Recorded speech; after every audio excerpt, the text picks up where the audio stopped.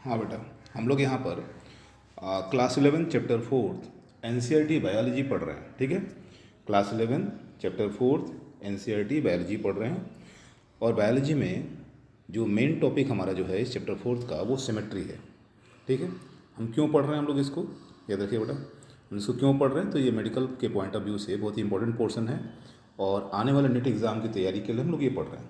ठीक है, आने वाले नेट एग्ज़ाम की तैयारी के लिए हम लोग पढ़ रहे हैं कितना शॉर्ट टाइम इंटरवल में हम इसे रिकवर कर जाएं, क्योंकि 99% क्वेश्चन जो हैं वो एनसीईआरटी से ही आते हैं। ठीक है, नेट के 99% क्वेश्चन जो हैं एनसीईआरटी से ही आते हैं। तो हम लोग अपना समय कहीं और खर्च करें या नुकसान करें उससे ज़्यादा अच्छा है कि हम अपने एनसीईआरटी को अच्छे से जितना जल्दी से जल्दी कवर कर लें। ठीक है, ये ज़रूरी है।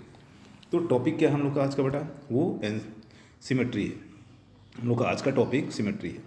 जब सिमेट्री के बारे में बात करते हैं तो सिमेट्री होता क्या है। देखो बेटा, अगर हम लोग किसी भी ऑर्गेनिज्म को पढ़ने जाएंगे, किसी भी लिविंग ऑर्गेनिज्म की बात कर लो, वो किसी न किसी एक पर्टिकुलर शेप में ही होगा। वो पूरी स्पीसीज़ एक पर्टिकुलर शेप में होती है, जिससे उस शेप को देख करके हम लोग पहचान जाते हैं।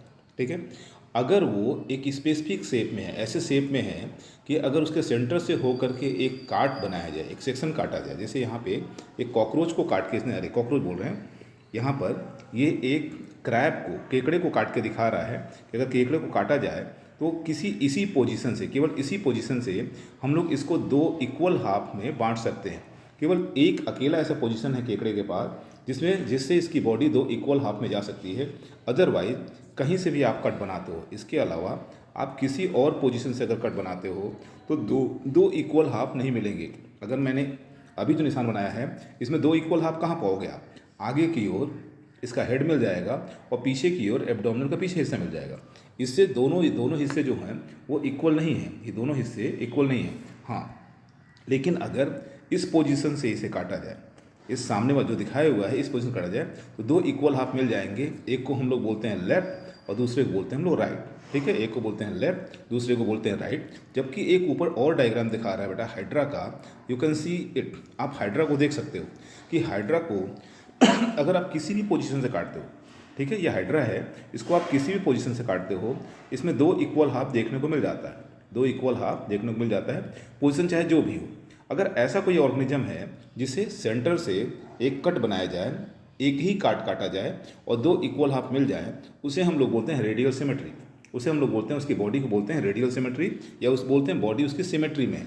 बॉडी ये भी सिमेट्री में है और बॉडी ये भी सिमेट्री में है। तो जाहिर सी बात है बॉडी दोनों सिमेट्री में है, लेकिन दोनों में डिफरेंस क्या है, तो इसमें दो इक्वल हाफ मिल तो रहे हैं लेकिन केवल एक पर्टिकुलर प्लेन से, केवल एक ही जगह से। इसे हम लोग बोलते हैं बाईलेटरल सिमेट्री, यानी इसके पास दो लेटरल साइड्स हैं। लेटरल साइड का मतलब क्या हो गया, लेफ्ट साइड है और राइट साइड है।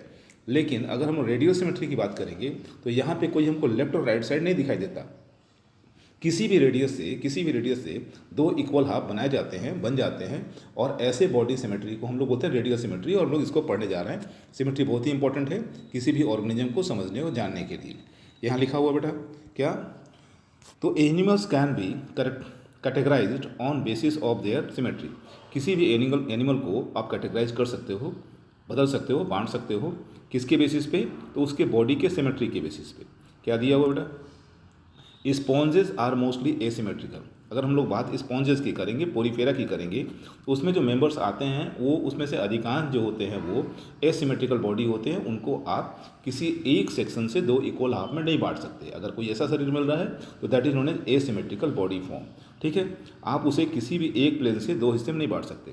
That is any plane that pass through the centre. यहाँ लिखा हुआ है एसिमेट्रिकल बॉडी कैसी होगी, कोई भी ऐसा प्लेन, कोई भी ऐसा काट जो सेंटर से हो के गुजरे, does not divide them into equal half. वो उन्हें दो भाग में नहीं बांट सकता, वो उन्हें दो भाग में नहीं बांट सकता। Such kind of body symmetry is known as asymmetry. When any plane pass through central axis, the body divide the organism into two half that is called radial symmetry. याद रखो बेटा, रेडियल सिमेट्री का लिखा when, अगर कोई ऐसा plane है, ठीक, ऐसा कोई ऑर्गेनिज्म है जिसको काटा जाए और बॉडी उसके दो इक्वल हाफ में बढ़ जाए, दो आइडेंटिकल इक्वल हाफ में बढ़ जाए, that is known as radial symmetry. याद रखो बेटा, ये रेडियल सिमेट्री का डेफिनेशन दिया हुआ है। तो आप आगे जाओगे तो क्या पढ़ना होगा, तो रेडियल सिमेट्री पढ़ना है और आपको एसिमेट्री पढ़ना है। फिर आगे बढ़िए, इसके एग्जाम्पल क्या है रेडियो सिमेट्री के? तो रेडियो सिमेट्री के जो एग्जाम्पल्स हैं वो सिलेंट्रेट्स हैं बेटा, इसको आपको पढ़ना है, टीनोफोर्स हैं, ठीक है। इसके अलावा इकाइनोडर्म्स हैं। इकाइनोडर्म बड़ी मज़ेदार ऑर्गेनिज्म है। इकाइनोडर्म जो है बहुत ही मज़ेदार ऑर्गेनिज्म है। इकाइनोडर्म का जो लार्वा होता है वो बायलेटरल सिमेट्री होता है, याद रखो बेटा। इकाइनोडर्म का जो लार्वा है वो बायलेटरल सिमेट्री है, जबकि इकाइनोडर्म का जो एडल्ट है वो रेडियल सिमेट्री का है। आप इसको याद रखिए कि एग्जाम में आपसे पूछ सकता है। आगे बढ़ना बेटा। Animal like annelids arthropoda, that is where the body can be divided into two identical left and right halves only, हो गया, only one plane exhibited bilateral symmetry, याद रखो बेटा। अब यहाँ बात हो रहा है दो तरह के ऑर्गेनिज्म आ गए, कौन कौन से? एक रेडियल सिमेट्री वाले हो गए और दूसरे बायलैटरल सिमेट्री वाले हो गए। जब इसकी बात करोगे तो तीन तरह के ग्रुप बांट दो, एक एसिमेट्रिकल, दूसरा रेडियल सिमेट्रिकल और तीसरा बायलैटरल सिमेट्रिकल। एसिमेट्रिकल में कौन से ऑर्गेनिज्म आ गए? तो एसिमेट्रिकल में तुम्हारे स्पॉन्जेस आ गए, मोस्टली स्पॉन्जेस। रेडियल सिमेट्री में कौन कौन सा आ गया? सिलोमेट्स आ गए, टीनोफोर्स आ गए और इकानोडर्म्स आ गए, ठीक है। वो भी इकानोडर्म्स में एडल्ट आ गए। जो इकानोडर्म्स के किसकी बात कर रहे हैं? लार्वास की बात कर रहे हैं, तो वो बायलैटरल सिमेट्री वाले होते हैं, ठीक है। आगे जबकि इसके बाद बचने वाले जो ऑर्गेनिज्म हो गए कौन कौन से? तो एनिलिड्स हो गए, आर्थ्रोपोडा हो गए, कार्डेटा ऑफेन हो गया, कार्डेटा भी हो गया। इनकी बॉडी को जब बांटा जाता है दो आइडेंटिकल हाफ मिलते हैं केवल एक जगह से, that is known as bilateral symmetry. Next reading हम लोग की होने वाली है बेटा डिप्लोब्लास्टिक एंड ट्रिप्लोब्लास्टिक ओरिएंटेशन, याद रखो, diploblastic and triploblastic orientation.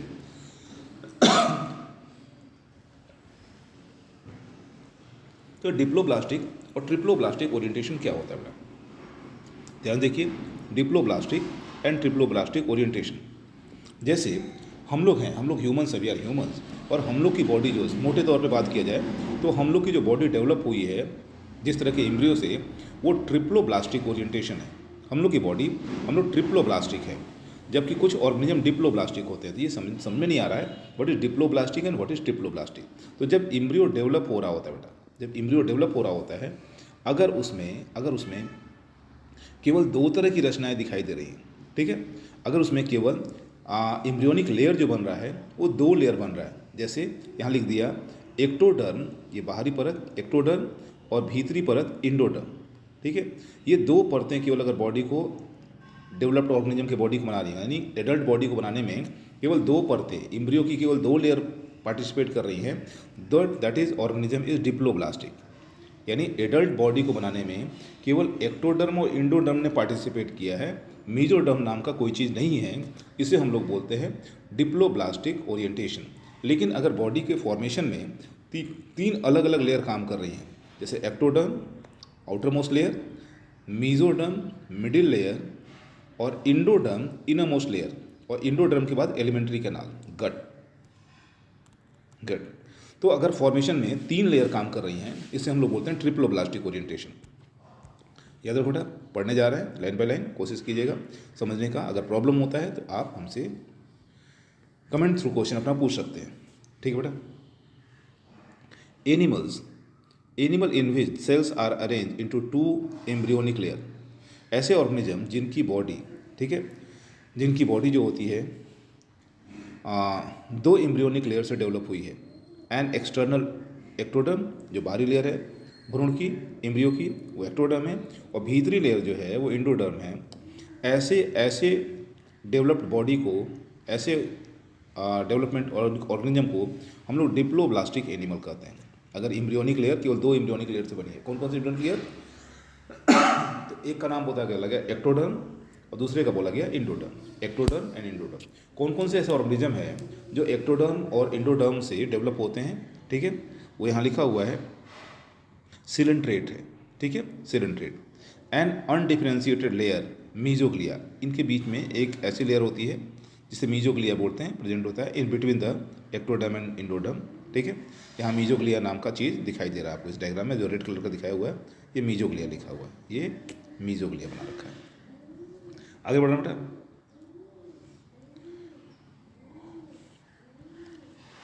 Those animal in which the developing embryo has third germinal layer, याद रखो बेटा, दो जर्मिनल लेयर तो है ही, एक तीसरा जर्मिनल लेयर भी डेवलप होता है जो दोनों लेयर के बीच में होता है, एक्टोडर्म और इंडोडर्म के बीच में होता है, that is known as mesoderm. ठीक है, उसे मीजोडर्म कहते हैं।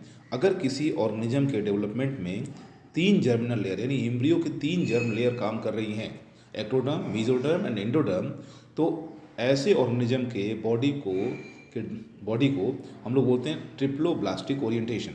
याद रखो बेटा, ट्रिप्लोब्लास्टिक। यहाँ मीजोडर्म भी अवेलेबल है। आगे बढ़ा बेटा, in between the ectoderm and endoderm बोल चुके हैं इसको, are called triploblastic animal. Example कौन कौन सा बेटा, इसका एग्जाम्पल दिया हुआ है प्लेटी हेलमेंथीज टू कॉर्डेट्स, यानी प्लेटी हेलमेंथीज से लेकर के कार्डेटा तक के जो ऑर्गेनिज्म है वो सब के सब कौन से ऑर्गेनिज्म हैं, तो ये सब के सब ट्रिप्लोब्लास्टिक हैं। क्लियर, ट्रिप्लोब्लास्टिक हैं। अब पीछे से एक बार रिवाइज कर लीजिए क्या क्या हुआ। डिप्लोब्लास्टिक इसने लिखा, तो डिप्लोब्लास्टिक में किसको बताया, तो सिलेंट्रेट्स को बताया। डिप्लोब्लास्टिक में सिलेंट्रेट्स को बताया, और ट्रिप्लोब्लास्टिक में, ठीक है, एनेलिडा से लेकर के सारे ऑर्गेनिज्म जो हैं वो ये हो गए, एक्टोडर्म, मीजोडर्म, एंडोडर्म, इसको रिलेटेड करके आप पढ़ेंगे। ठीक है, नेक्स्ट वीडियो सिमेट्री के इसके बाद का हम डाल देंगे आपको, ठीक है, सिलोम पर तुरंत थोड़ी देर बाद।